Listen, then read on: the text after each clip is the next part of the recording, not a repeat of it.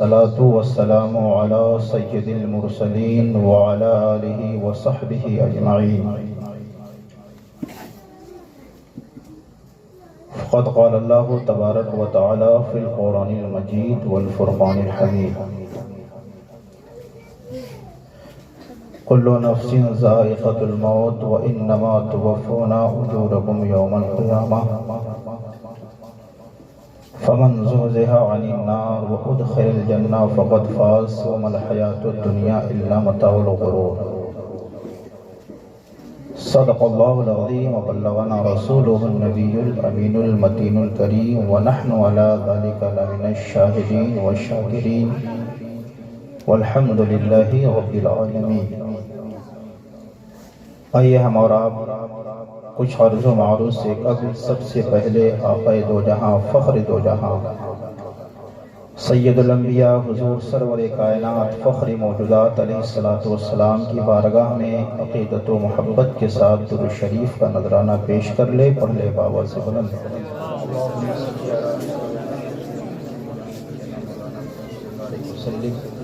صلو علیہ صلاۃ و سلام علیک یا رسول اللہ صلی اللہ تعالی علیہ وسلم. یہ محفل زیادہ دیر تک نہیں چلنے والی ہے، بس کچھ وقت کے لیے آپ کے سامنے حاضر خدمت آیا. مجھ سے بیشتر بہترین تقریر بھی ہوئی اور آپ حضرات نے بہترین نعت پاک بھی سماعت کیا. اس محفل پاک کی مناسبت ایصال ثواب یعنی کہ ثواب پہنچانے سے، اس لیے محفل میں جتنے لوگ بیٹھے ہیں سب لوگ ارادہ کر لیں، نیت کر لیں کہ اس محفل میں آج جو کچھ بھی پڑھا جائے گا، سنا جائے گا، اللہ تبارک و تعالی اس کا ثواب مرحومہ مغفورہ فاطمہ خاتون کو عطا فرمائے. سب لوگ اس حقیقت سے واقف ہیں کہ ہر انسان کو مر کر قبر میں جانا ہے. کل ہم بھی قبر میں جائیں گے. ہمارے نام سے بھی ایصال ثواب کا پروگرام ہوگا. دنیا کا دستور ہے کہ اگر آپ میرے ایصال ثواب کے پروگرام میں آئے ہیں تو ہی ہم آپ کی ایصال ثواب کے پروگرام میں جائیں، ورنہ لوگ جانے کے لیے تیار نہیں ہوتے ہیں. تو اس طرح کی جب محفلیں ہوں تو زیادہ سے زیادہ تعداد میں شریک ہو کر مرحومہ یا مرحوم کو ثواب پہنچانے کی کوشش کریں. یہ آیت کریمہ جو میں نے تلاوت کی ہے، بس تھوڑی دیر اسی آیت کریمہ کو سمجھنے کی کوشش کریں کہ پروردگار عالم اس آیت کریمہ میں ہم سے کیا خطاب فرما رہا ہے اور اپنے بندوں کو کیا پیغام اللہ تبارک و تعالیٰ دے رہا ہے.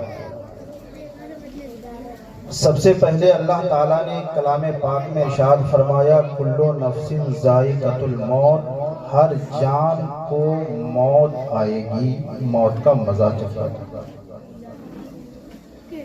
اس کائنات کے اندر ایک دو نہیں بلکہ 18,000 مخلوقات ہیں، اور 18,000 مخلوقات یعنی اللہ نے 18,000 مخلوقات کو پیدا فرمایا اور سب کو موت آئے گی اور سب کو دنیا سے جانا ہے. موت سے کسی کو رستگاری نہیں، موت سے کسی کو چھٹکارا نہیں ہے. موت آئے گی اور سب کو موت آئے گی اور سب کو دنیا چھوڑ کر جانا ہے. یہاں پر رک کر ایک بات میں عرض کر دوں کہ جب ہمارے گھر میں کوئی فوت ہوتا ہے، کسی کا انتقال ہوتا ہے تو گھر والے روتے ہیں. کسی کی ماں چلی جاتی ہے تو وہ روتا ہے، کسی کا باپ چلا جاتا ہے تو وہ روتا ہے. گھر کا کوئی بھی فرد چلا جائے تو گھر کے لوگ روتے نظر آتے ہیں. آخر کیوں روتے نظر آتے ہیں اور کس وجہ سے رونا چاہیے؟ آپ اندازہ لگائیں ذرا انسان کسی سے آپ پوچھیں گے کیوں رو رہے ہو، تو اگر کسی کا باپ گیا ہے تو وہ کہے گا میں اس لیے رو رہا ہوں کہ میرا باپ دنیا سے چلا گیا۔ اگر کسی کی ماں چلی جاتی ہے تو وہ کہے گا کہ میری ماں دنیا سے چلی گئی اس لیے میں رو رہا ہوں۔ الغرض اس انسان کے جانے کی وجہ سے لوگ رو رہے ہیں۔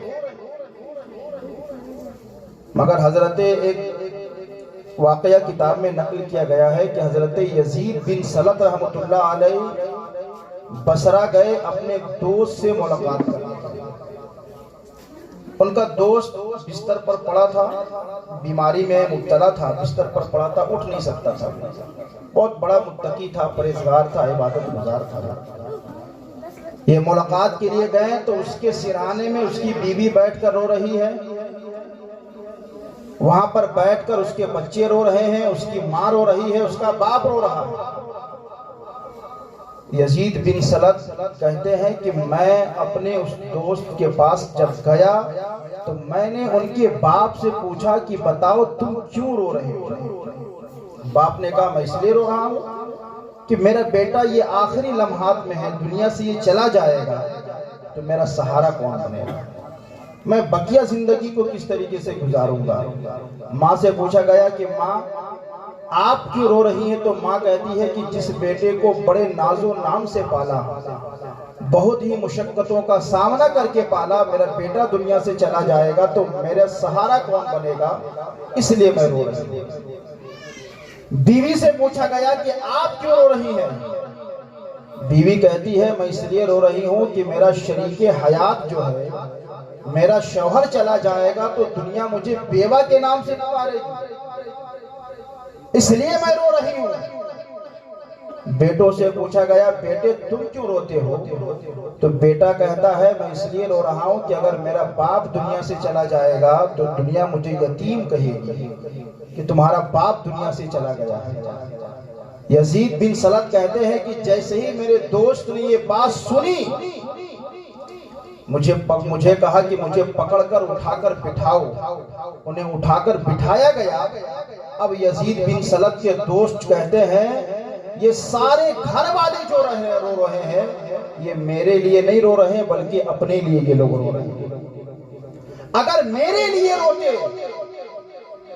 تو یہ کہہ کے روتے کہ میرا باپ دنیا سے جا رہا ہے تو میرے باپ کو قبر میں کس طرح سکون پہنچایا جائے گا، اس لیے روتے۔ اگر میری ماں میرے لیے روتی تو میری ماں مجھے یہ کہہ کر روتی کہ میرا بیٹا تو یہاں جا رہا ہے دنیا سے، مگر جو سکون اور آرام میں تجھے دنیا میں پہنچایا کرتی تھی قبر میں تجھے سکون اور آرام کون پہنچائے گا؟ اگر باپ میرے لیے روتا تو یہ کہہ کر روتا کہ میرا بچہ تو دنیا سے جا رہا ہے مگر پتہ نہیں قبر میں تیرے ساتھ سلوک کیا کیا جائے گا، تیرے ساتھ معاملات کیا کیے جائیں گے۔ اگر یہ سارے لوگ میرے قبر کی فکر کر کے روتے تو میں کہتا کہ میرے لیے رو رہے ہیں، مگر یہ لوگ میری قبر کی فکر نہیں کر کے اپنے لیے رو رہے ہیں۔ یزید بن سلط کہتے ہیں میرے دوست نے ایک چیخ ماری اور ان کی روح پرواز کر گئی۔ دنیا والے جو روتے ہیں وہ اس لیے روتے ہیں اپنے لیے، اگر ان کے لیے روتے تو ان کی قبر کی فکر کر کے روتے کہ میرا باپ جا رہا ہے تو قبر میں اس کا یہ حقیقت ہے، کوئی منہ نہیں موڑ سکتا اس سے۔ اس لیے محبت میں جو آنسو نکلتے ہیں، اللہ کے رسول صلی اللہ علیہ وسلم کے گھر میں جب فوت ہوئے تو حضور کے جو آنسو نکلے ہیں تو چیخ پکار چلانے والے آنسو نہیں نکلے، محبت کے جو آنسو نکلتے ہیں زبان نہیں کھلتی ہے، صرف آنکھوں سے آنسو نکلا کرتے ہیں۔ اللہ کے رسول علیہ السلام نے یہ دنیا کبھی کسی کی نہیں ہو سکتی ہے۔ ماں ہے اگرچہ بیٹا کے لیے روئے گی مگر جب سارے لوگ قبر میں چھوڑ کے آ جائیں گے تو وہ ماں بھی کچھ دیر کے بعد اپنے بیٹے کو بھلا کر اپنے لقمے کو پیٹ کے نیچے اتار لے گی۔ دنیا کا دستور ہے کہ کسی کے چلے جانے کے بعد کسی کا کوئی کام نہیں رکتا ہے۔ دنیا میں لوگ آ رہے ہیں اور جا رہے ہیں، یہ سلسلہ کبھی ختم نہیں ہوتا ہے۔ آج موت کے تعلق سے اللہ کے رسول علیہ السلام نے ہمیں کیا فکر عطا فرمائی ہے۔ اللہ کے رسول فرماتے ہیں کہ ہر انسان کے دلوں کو زنگ لگ جایا کرتا ہے، جس طریقے سے لوہے کو زنگ لگتا ہے اسی طریقے سے انسان کے دلوں کو بھی زنگ لگ جایا کرتا ہے۔ صحابہ کرام نے ہم پر کرم کیا اور صحابہ کرام پوچھتے ہیں فما جلاؤہا یا رسول اللہ، اس دلوں کے زنگ کو کیسے دور کریں؟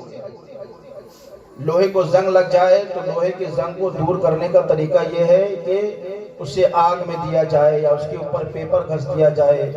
تو جب یہ ساری چیزیں کر دی جاتی ہیں تو ہوتا یہ ہے کہ لوہے کا زنگ دور ہو جایا کرتا ہے، مگر دلوں کا زنگ کیسے دور ہوتا ہے؟ اللہ اکبر! آپ اندازہ لگائیں، صحابہ کرام نے ہم پر کرم کیا اور نبی سے پوچھ لیا فما جلاؤہا یا رسول اللہ، اس دلوں کے زنگ کو کیسے دور کریں؟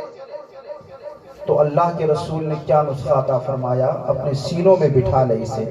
اللہ کے رسول فرماتے ہیں کثرت ذکر الموت و تلاوت القرآن، موت کو کثرت سے یاد کرنا اور قرآن کی تلاوت کرنا انسان کے دلوں کے زنگ کو دور کر دیا کرتا ہے۔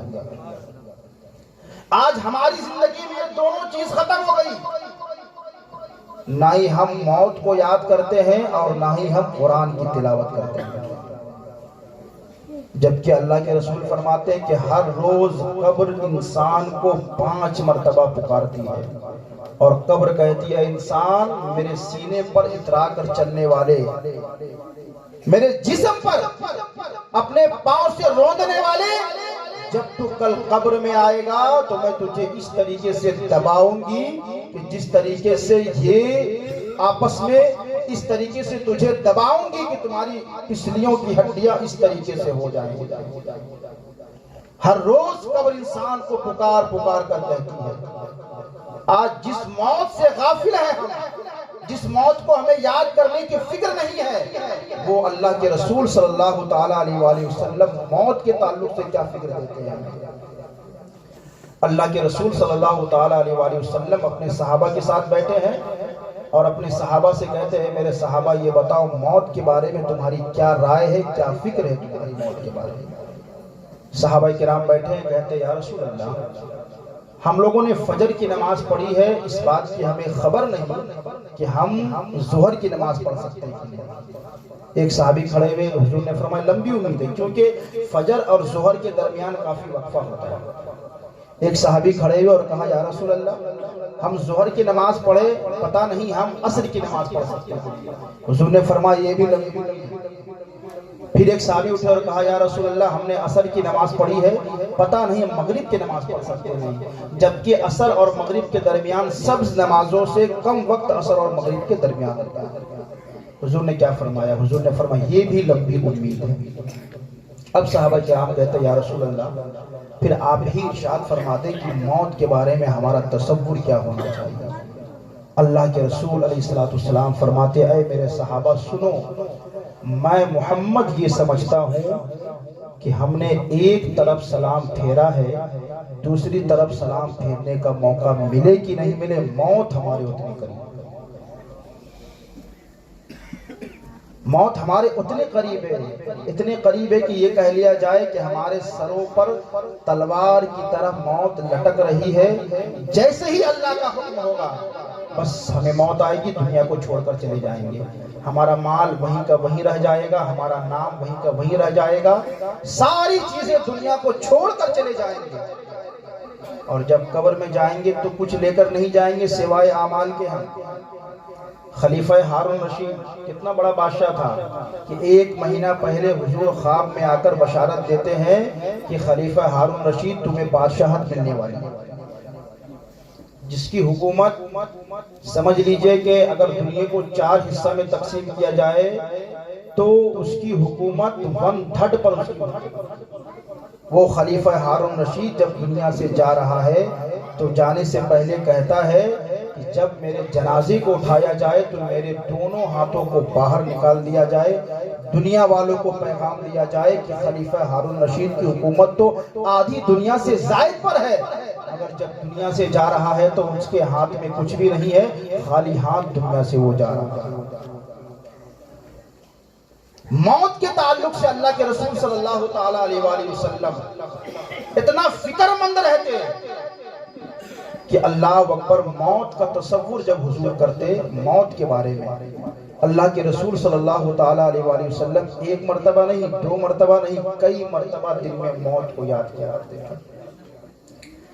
اور موت ہم یہ سمجھتے ہیں کہ دنیا کے آفتوں سے، مصیبتوں سے گھبراتے، کہتے ہم مر گئے ہوتے، ہم مر جاتے تو یہ مصیبت نہیں ہوتی۔ کسی شاعر نے کہا ہے کہ دنیا کی مصیبتوں سے گھبرا کر کہتے ہیں کہ مر جائیں، اور مر کر بھی چین نہیں پائیں گے تو کدھر جائیں گے؟ مر کر بھی چین نہیں پائیں گے تو کدھر جائیں گے؟ ہم ذرا سا موت کی تکلیف کا اندازہ لگائیں۔ کتابوں میں آیا ہے کہ اگر موت کا ایک قطرہ، اس کی تکلیف کا ایک قطرہ اگر دنیا میں گرا دیا جائے تو سارے لوگ اس تکلیف کی وجہ سے مر جائیں، جبکہ میدان محشر میں اس تکلیف سے 70 گنا زیادہ میدان محشر کی تکلیف ہوگی۔ کبھی ہم یہ سوچتے ہیں، ہم سمجھتے ہیں کہ دنیا ہمارے لیے سب کچھ ہے، دنیا ہی میں ہے جو ہے۔ کبھی ہم راتوں کو اٹھ کر اللہ کی بارگاہ میں تہجد ادا کرتے وقت یہ نہیں سوچتے کہ پروردگار عالم ہماری قبر کو بھی بہتر بنا اور ہماری آخرت کو بھی بہتر بنا۔ آپ کو پتا ہے حضرت سیدنا عثمان غنی رضی اللہ تعالیٰ عنہ اتنے بڑے صحابی رسول ہیں کہ جنہیں حضور کا داماد ہونے کا شرف حاصل ہے، اور ایک بیٹی نہیں، حضور کی دو بیٹیاں حضرت عثمان بن عفان کے نکاح میں، اور جس کے بارے میں حضور کہتے ہیں کہ عثمان بن عفان نے ایک موقع پر اتنا مال خرچ کیا اسلام کی راہ میں کہ حضور نے فرمایا کہ آج کے بعد سے عثمان اگر کوئی نیک کام نہیں بھی کرتا ہے تو اللہ تعالیٰ اس کے اوپر جنت کو واجب کر دے گا۔ وہ عثمان بن عفان رضی اللہ تعالیٰ عنہ جب قبر کا تذکرہ ہوتا، قبر کا ذکر ہوتا، عثمان بن عفان اتنا روتے کہ ان کے رونے کی وجہ سے ان کی داڑھی مبارک بھیگ جاتی، اور اگر جس مصلے پر ہوتے وہ مصلہ بھی بھیگ جایا کرتا۔ اب اندازہ لگائیں کہ مصلہ اگر بھیگ رہا ہے تو کتنا زیادہ وہ روتے تھے۔ کسی نے کہا حضور آپ اتنا کیوں روتے موت کے ذکر پر؟ عثمان بن عفان کہتے ہیں کہ ہر انسان کی پہلی منزل اس کی قبر ہے، اگر قبر میں وہ کامیاب ہو گیا تو ہر منزل میں وہ کامیاب ہو جائے گا، اگر قبر میں ناکامی ہو گئی تو کسی جگہ اسے کامیابی نہیں مل سکتی۔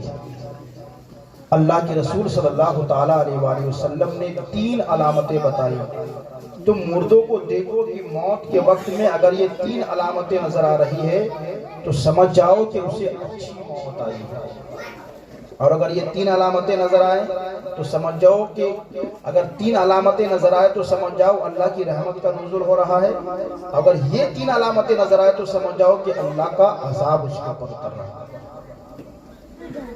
سلمان فارسی بیان کرتے ہیں اس کو، کہتے اللہ کے رسول نے فرمایا سب سے پہلے دیکھو اگر تمہارے مردے اگر حالت نزا میں ہیں، یعنی کہ روح نکلنے کا وقت ہے، اگر پسینہ ہے وہ، اگر اسے چہرے پر پسینہ آ رہا ہے اور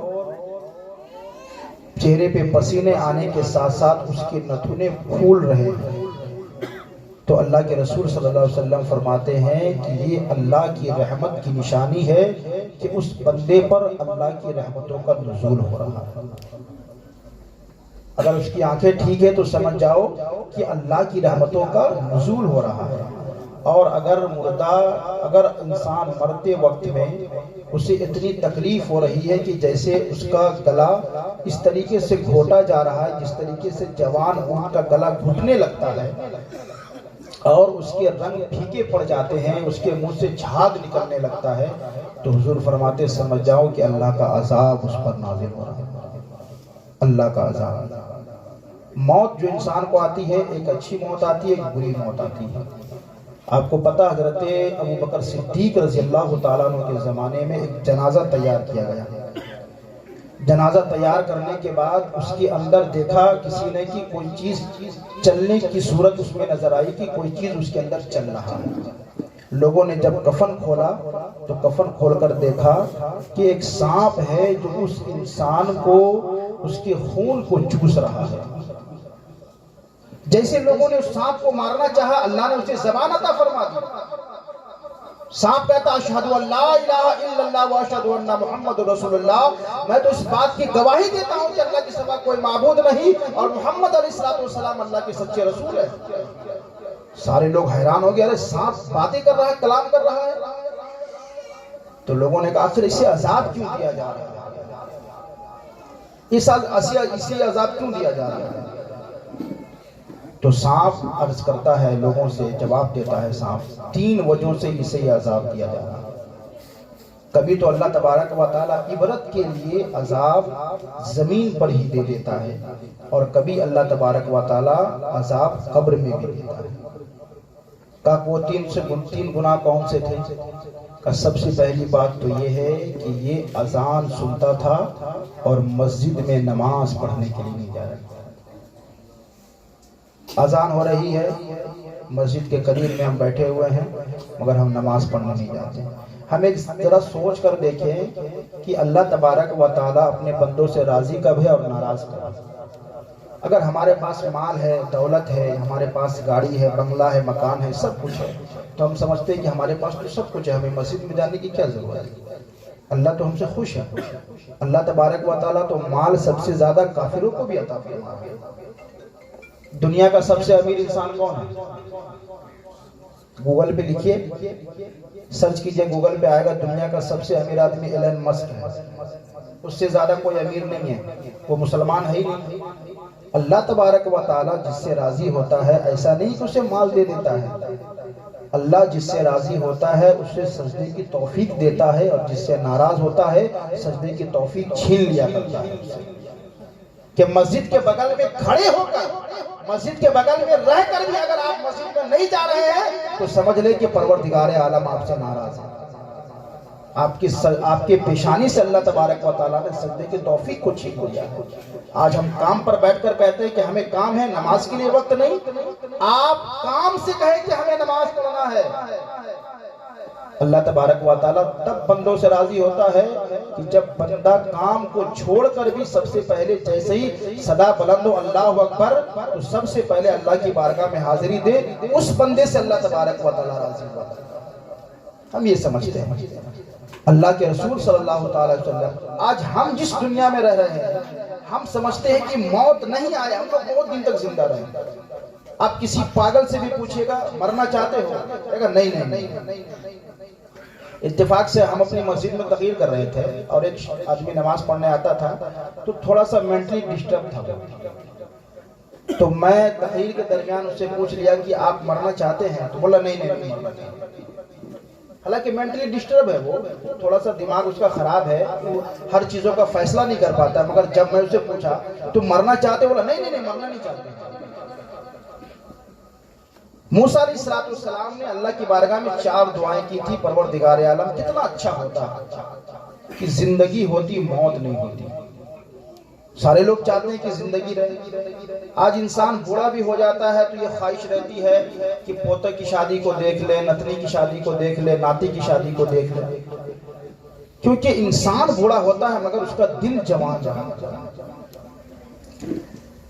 मूसा अलैहिस्सलाम ने जो 4 दुआएं की ना, वो दुआएं ऐसी है कि हम लोग वैसे ही चाहते हैं। मूसा अलैहिस्सलाम ने कहा परवरदिगार आलम कितना अच्छा होता कि जिंदगी होती मौत नहीं होती। फिर मूसा ने कहा परवरदिगार आलम कितना अच्छा होता कि मालदारी होती, फकीरी नहीं होती, सब मालदार होता, कोई गरीब नहीं होता। तीसरी चीज मूसा अलैहिस्सलाम ने कहा परवरदिगार आलम कितना अच्छा होता, जन्नत होती, दोज़ख नहीं होता। चौथी चीज मूसा अलैहिस्सलाम ने कही परवरदिगार आलम कितना अच्छा होता कि सब के सब लोग सेहतमंद होते, बीमार कोई नहीं होता। आज मरना कोई नहीं चाहता, फकीर होना कोई नहीं चाहता, बीमार होना कोई नहीं चाहता, और जन्नत में जाना सब चाहता है। अगर इंसान बुरा भी है तो आप पूछे जन्नत में जाओगे? तो हाँ, जन्नत में तो जाएंगे। ये 4 दुआएं ऐसे मूसा अलैहिस्सलाम ने अल्लाह की बारगाह में की, मगर अल्लाह तबारक व तआला का जो काम होता है वो हिकमत से खाली नहीं होता। हमारे समझ में आए या नहीं आए, कभी कभी हमारे समझ में कुछ ना भी आए तो हम उसको छोड़ दें कि अल्लाह के हर काम में हिकमत है। अब परवरदिगार आलम ने जवाब दिया, मूसा सुनो, मैंने मौत क्यों पैदा फरमाई? موسیٰ علیہ السلام سے پروردگار عالم کہتے ہیں اے موسیٰ اگر میں سب کو زندگی ہی دے دیتا اور موت نہیں دیتا تو اے موسیٰ بتا پھر میری ملاقات سے مشرف کون ہوتا؟ پھر میری ملاقات سے مشرف کیسے ہوتا؟ وہ مجھے دیکھتا کیسے؟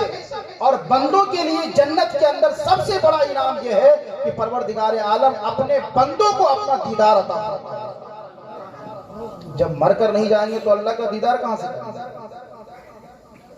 دوسری دعا موسیٰ علیہ السلام نے کی تھی پروردگار عالم کتنا اچھا ہوتا کہ جنت بناتا دوزخ نہیں بناتا، جنت ہوتی دوزخ نہ ہوتی۔ اللہ تبارک و تعالیٰ نے کہا موسیٰ اگر میں جنت بناتا دوزخ نہیں بناتا تو پھر میرے عذاب سے کون ڈرتا؟ کوئی ڈرتا اللہ کے عذاب سے؟ آج جبکہ جہنم حق ہے تو بھی ہم اللہ کے عذاب سے نہیں ڈرتے، تو جب اللہ جہنم بناتا ہی نہیں تو پھر کون اللہ کے عذاب سے ڈرتا؟ تب تو پوری دنیا کا نظام درہم برہم ہو جاتا ہے کہ نہیں؟ لوگ ایک دوسرے کو مارتے کاٹتے، اس کو گھسوٹ لیتے، اس کا مال ہڑپ کر لیتے، دوسرے پہ الزام لگاتے، ساری چیزیں لوگ کرتے، کیوں کہ کچھ بھی کر لو جنت۔ اللہ تبارک و تعالیٰ نے جہنم اس لیے بنایا تاکہ میرے عذاب سے ڈرو اور جنت میں جانے کی تیاری کرو۔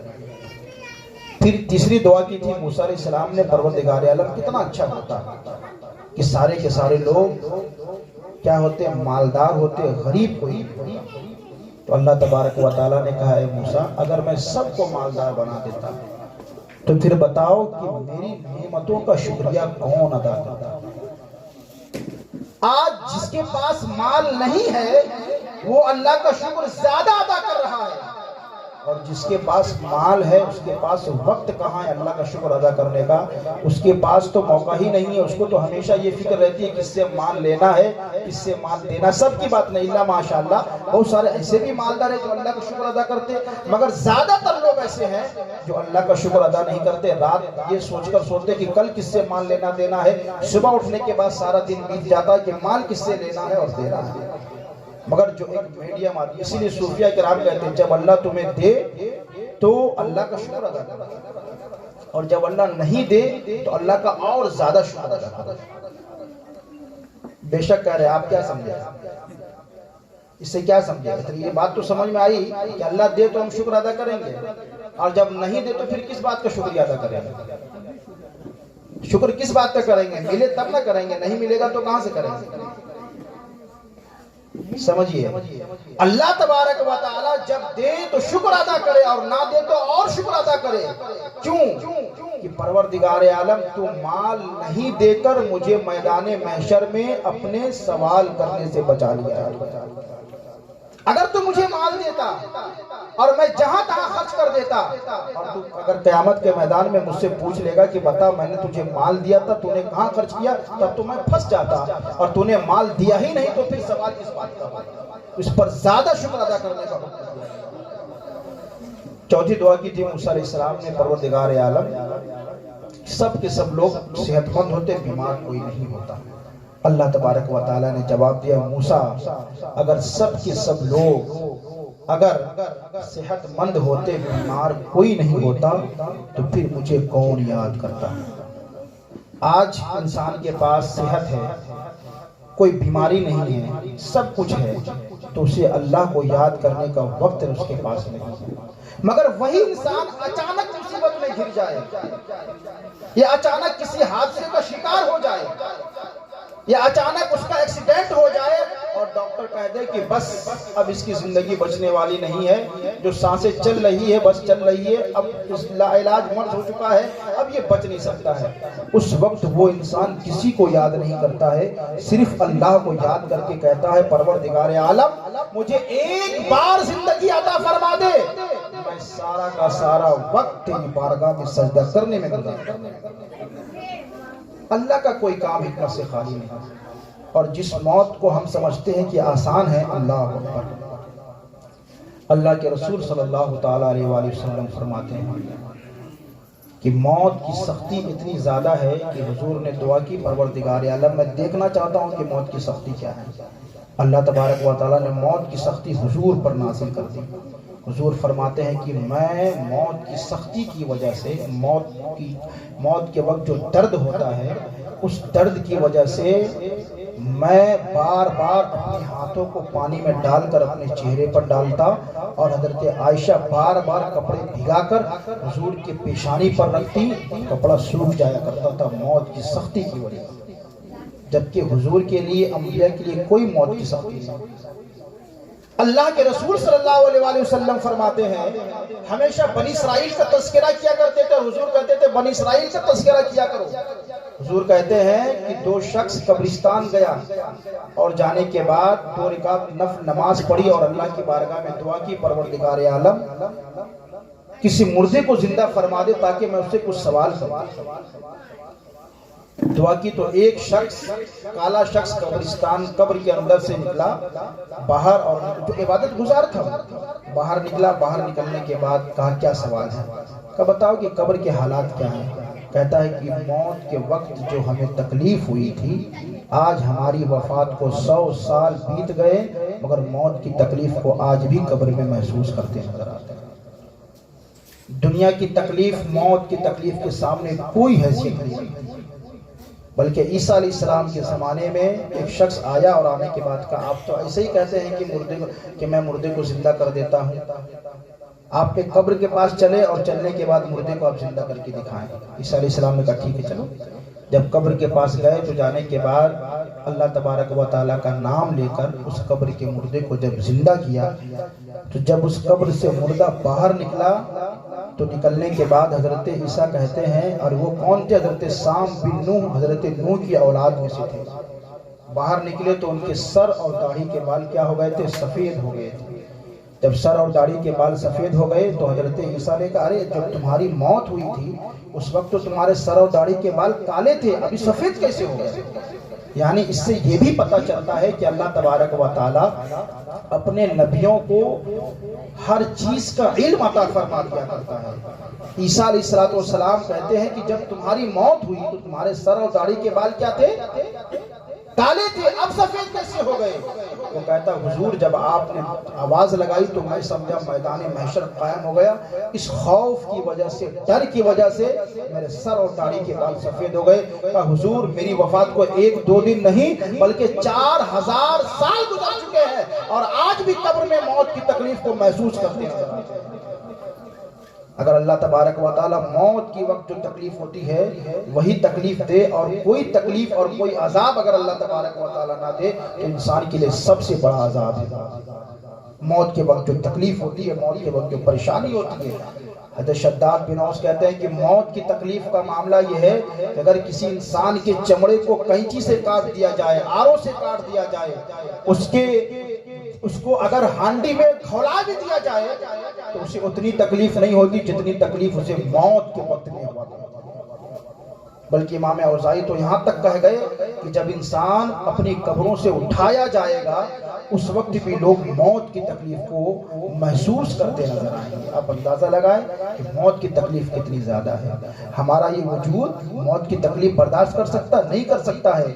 اللہ تبارک و تعالیٰ اگر موت کے وقت میں انسان کے ہاتھوں سے طاقت نہ ختم کر دے، انسان کے پاؤں سے اگر طاقت ختم نہ کر دے، انسان کے منہ سے اگر طاقت ختم نہ کر دے تو اللہ تبارک و تعالیٰ وہ انسان موت کی تکلیف کی وجہ سے پاگلوں کی طرح جنگلوں میں بھاگتا نظر آئے گا۔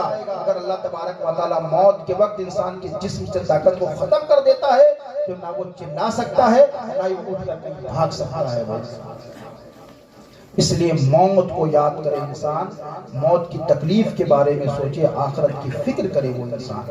اگر آخرت کی فکر نہیں کرتے ہیں تو اللہ اکبر یاد رکھ کے مرنا تو سب کو ہے، مر کر تو سب کو جانا ہے۔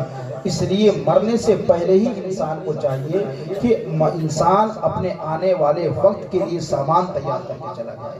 اس کے بعد اللہ تعالیٰ قرآن میں فرماتا ہے انما توفون اجورکم یوم القیامہ، تم جو کچھ بھی دنیا میں کرو گے اس کا پورا بدلہ تمہیں قیامت کے میدان میں دیا جائے گا۔ اگر آپ آج کوئی نیک کام کرتے ہیں، اگر آپ کو اس کا اجر آپ کو سمجھ میں نہیں آتا تو آپ یہ مت سمجھے کہ وہ ہماری نیکی ضائع ہو گئی، بلکہ اللہ تعالیٰ قرآن میں کہتا ہے اس کا پورا بدلہ تمہیں قیامت کے میدان میں دیا جائے گا۔ اس کے بعد قرآن کہتا ہے فَمَنْ زُحْزِحَ عَنِ النَّارِ وَأُدْخِلَ الْجَنَّةَ فَقَدْ فَازَ۔ اب قرآن پاک اس آیت کریمہ کے ذریعہ پورے انسان کو کامیابی کی سند عطا فرما رہا ہے۔ کون انسان کامیاب ہے؟ ہم کیا سمجھتے ہیں کہ جس کے پاس زمین ہے، جس کے پاس بنگلہ ہے، جس کے پاس گاڑی ہے، کھیت ہے، کھلیان ہے، وہ کامیاب ہو گیا؟ نہیں، قرآن جس کو کامیاب کہتا ہے۔ اللہ اکبر۔ ممبئی میں ایک حاجی صاحب تھے، اللہ نے بہت مال دیا تھا ان کو، اتنا مال دیا تھا کہ مال کی کوئی کمی نہیں تھی۔ اس کا بیٹا ممبئی میں بھی پڑھا اور اعلیٰ تعلیم حاصل کرنے کے لیے اس کا لڑکا چلا گیا آکسفورڈ یونیورسٹی لندن چلا گیا، اور وہاں سے بھی اعلیٰ تعلیم حاصل کر کے آیا۔ تو آنے کے بعد اسے کون سا کینسر ہوا تھا؟ مون کینسر اسے ہو گیا تھا۔ جب مون کینسر ہوا، ڈاکٹروں نے لا علاج قرار دے دیا کہ اب کوئی علاج نہیں ہے۔ اب وہ بچہ جو اتنی تعلیم حاصل کر کے آیا تھا، گھر میں آیا اور آنے کے بعد اپنے باپ سے کہا، ہے میرے والد، میری جتنی ڈگریاں ہیں وہ ساری ڈگریاں میرے سامنے لا کر رکھ دیا۔ ساری ڈگریاں ان کی سامنے لا کر رکھ دی گئی۔ اب وہ بچہ کہتا ہے، ابا ان ساری ڈگریوں میں مجھے بتائیے کون ایسی ڈگری ہے کہ جب میں قبر میں جاؤں تو اس ڈگری کو دکھا کر میں فرشتوں کے عذاب سے میں نجات پا جاؤں؟ کون سی ایسی ڈگری ہے اس میں؟ باپ نے کہا، بیٹا یہی تو فرق ہے کہ میں تجھے دنیا تو سکھایا مگر تجھے دین نہیں سکھا سکا۔ اگر میں تجھے دین سکھایا ہوتا تو تو قبر کا سامان خود تیار کر کے۔ اللہ تبارک و تعالیٰ ایسے ہی بندوں پر رحم نہیں فرماتا۔ باپ قبر میں ہے، باپ قبر میں ہے۔ عیسیٰ علیہ السلام کا گزر جب ایک قبر کے پاس سے ہوا، دیکھا کہ قبر میں عذاب ہو رہا ہے۔ پھر جب ریٹرن آتے ہیں تو دیکھتے ہیں کہ اللہ تبارک و تعالیٰ اس کی قبر میں جو عذاب ہو رہا تھا اسے جنت کے باغوں میں تبدیل فرما دیا۔ عیسیٰ علیہ السلام حیرت میں ہے، پروردگار عالم ابھی عذاب ہو رہا تھا اور فوراً اس کے قبر کو جنت کے باغوں میں سے ایک باغ کیسے بنا دیا گیا؟ حیرت کی بات ہے کہ نہیں؟ کہ فوراً اگر کسی کو عذاب دیا جا رہا ہو پھر فوراً اس سے عذاب اٹھا لیا جا رہا ہو، یہ حیرت کی بات ہے۔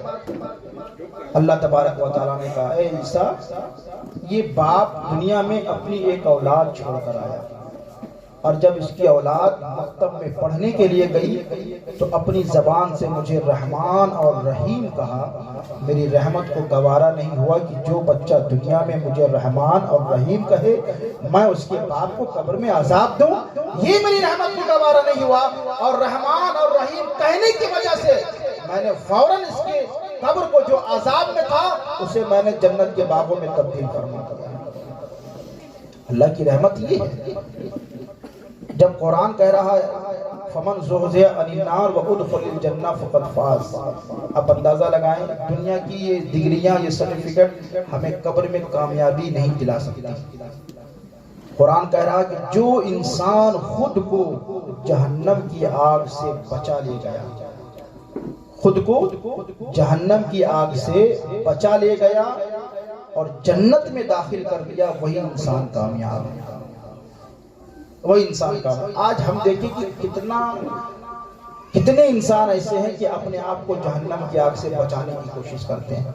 جس جہنم کا تذکرہ جب کیا گیا ہے نا تو اللہ اکبر، جہنم کے اندر جو آگ ہے اس آگ کا جب تذکرہ کیا گیا ہے تو سب سے پہلے جبریل امین کہتے ہیں، یا رسول اللہ، اس جہنم کی آگ کو 1000 سال تک جلایا گیا تو وہ آگ بالکل لال ہو گئی تھی، پھر 1000 سال تک جلایا گیا تو آگ بالکل سفید ہو گئی تھی، پھر 1000 سال تک جلایا گیا تو اب وہ آگ کالی آگ ہو گئی ہے۔ دنیا میں آگ جلائیے، اندھیرے میں تو روشنی ہوتی ہے، مگر جہنم کی آگ کا یہ عالم ہے کہ وہ کالی آگ ہے، اور دنیا میں جو آگ جلتی ہے نا اس کو 70 مرتبہ رحمت کے پانی سے دھویا گیا ہے، تب دنیا میں وہ آگ جلتی ہے، اور دنیا کی یہ آگ ہر روز کئی مرتبہ پناہ مانگتی ہے کہ پروردگار عالم مجھے جہنم کی آگ میں مت جلا۔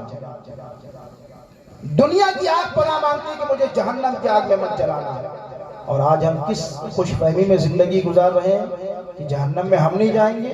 ہمارے تو اعمال ایسے ہیں، ہمارے تو کرتوت ایسے ہیں کہ ہم تو جہنم میں جلائے جائیں گے، مگر جو انسان، حضور فرماتے ہیں کہ جب انسان کوئی گناہ کرتا ہے تو اس کے دل پر ایک کالا دھبا لگ جاتا ہے، اور جب انسان توبہ کر لیتا ہے تو اللہ تعالیٰ اس دھبے کو مٹا دیا جاتا ہے۔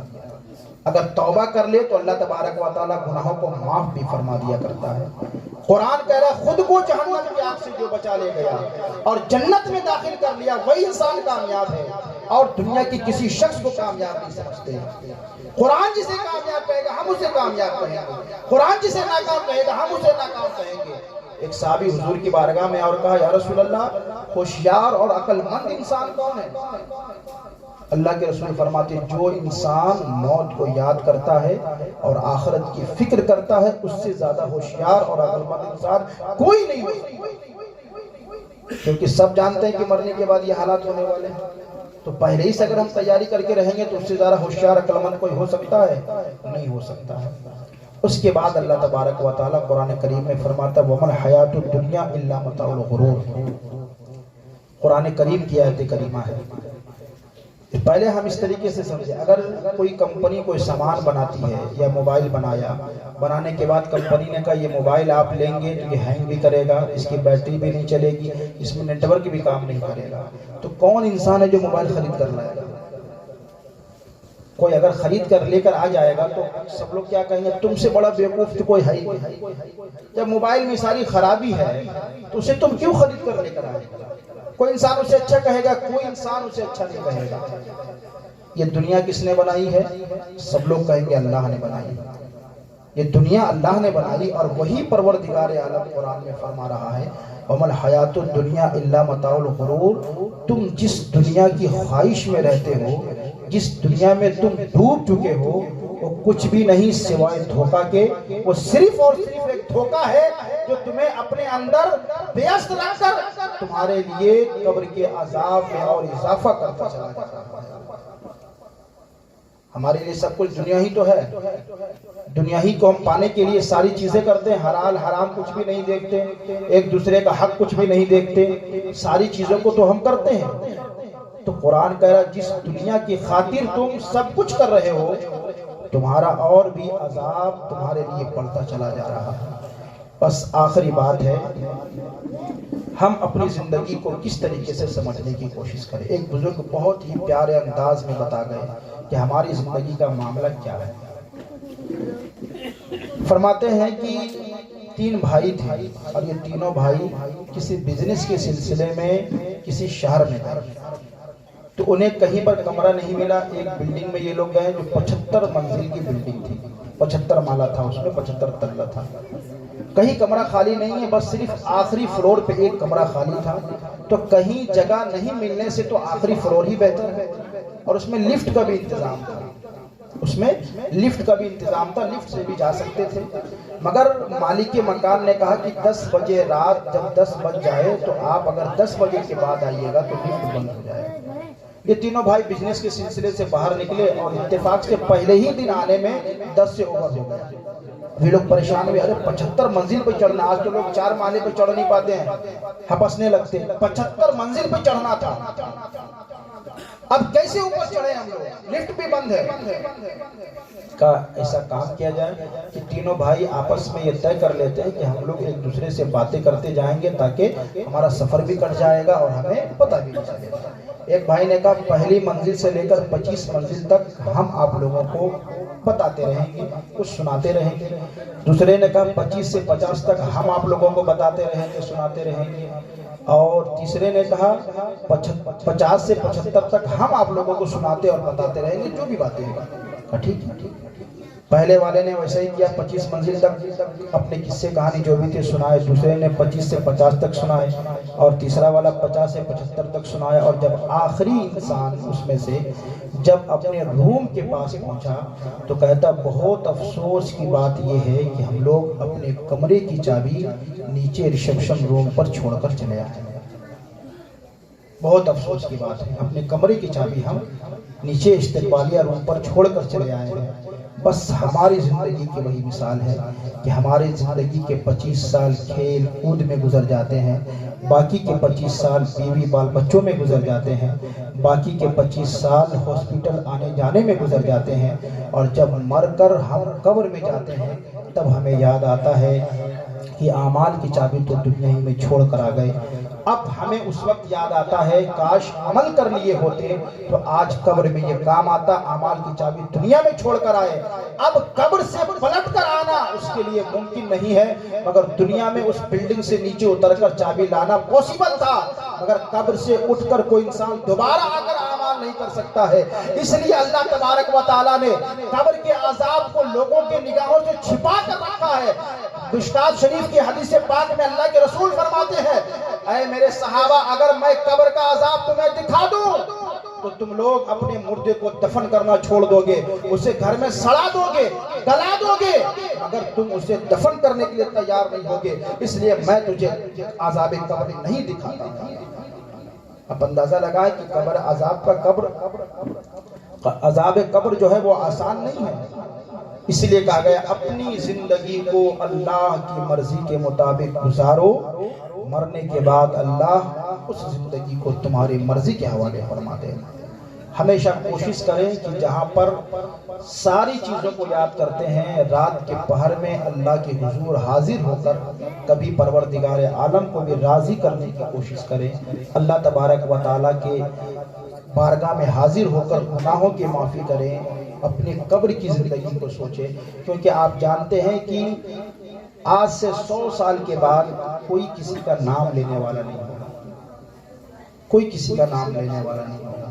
اس لیے خود اپنی تیاری کر کے قبر میں جائیں کہ اگر ہم قبر میں جائیں تو ہمارے گھر والے کچھ کرے یا نہ کرے، پھر بھی ہم قبر میں رہیں تو اللہ ہمیں چین اور سکون عطا فرمائے۔ ہمیشہ موت کو یاد کرتے رہیں، جب انسان موت کو یاد کرتا ہے تو وہ انسان اپنی زندگی کو صحیح راہ پر گزارتا ہے۔ پروردگار عالم کی بارگاہ میں دعا ہے اللہ تبارک و تعالی ہمیں آپ کو سب کو اہدنا الصراط المستقیم پر چلنے کی توفیق و رفیق عطا فرمائے۔ وما علینا الا البلاغ۔ السلام علیکم ورحمۃ اللہ۔